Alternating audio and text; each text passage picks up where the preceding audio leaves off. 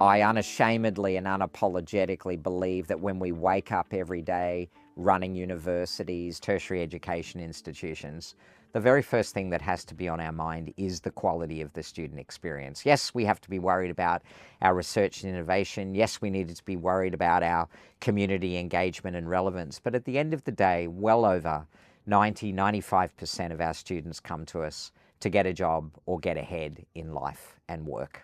We want the learning and teaching to be fantastic, and we want our students to belong.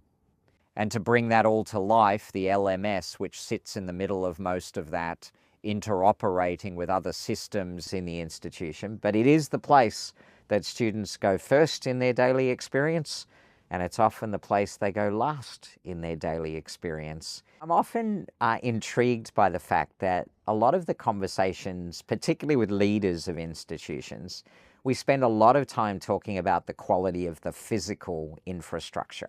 But what's interesting is how little time they often spend in their meetings, in their strategy sessions, and with me, talking about their digital infrastructure and the digital deficits that they run. Because in a world largely defined by technology, whether that's for innovation and goodness or disruption and challenge, it's intriguing to me that we still overweight for the physical over the digital.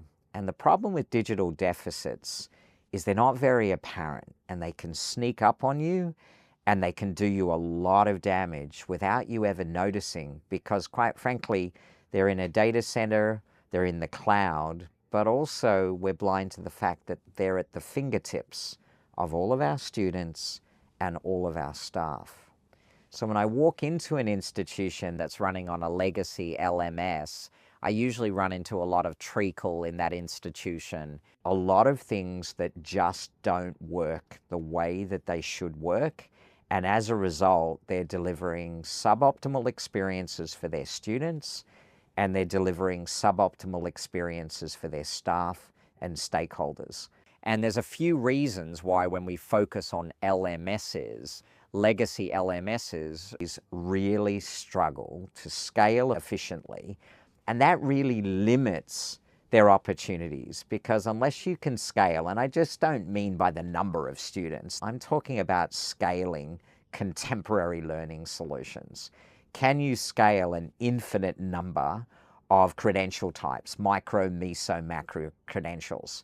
Can you assess both formative and summative in new creative ways, leveraging artificial intelligence? Can you adapt to the learning styles and personal preferences of all of your students, no matter where they come from or what they do? Can you deploy learning analytics in a way to keep your students out of harm's way? Engaging well-structured courses lead directly to higher student satisfaction. Clunky, disjointed education experiences that look one way in one subject and another way in another subject, where the data isn't tied together, where each time I have to walk up to it, I've got to learn how the user interface operates and what I need to do to be successful. That drives dissatisfaction. And legacy LMSs are often really hamstrung in their mobile functionality. They just can't embrace fully mobile experiences. Not just can I get it to run on a smartphone or run on a tablet PC, but can that be elegant? Can that be beautiful? Can that be the sort of experience that we're used to every time we pull up an application or a service on our mobile devices? And if not, it frustrates students and it reduces engagement.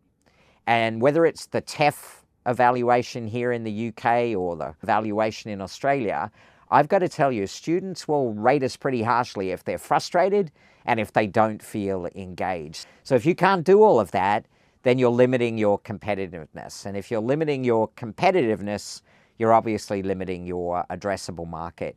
And that may bother you for impact, or it may bother you for revenue, and it's probably more likely to bother you for both. So the quality of the LMS directly impacts student satisfaction, engagement, and most importantly, outcomes.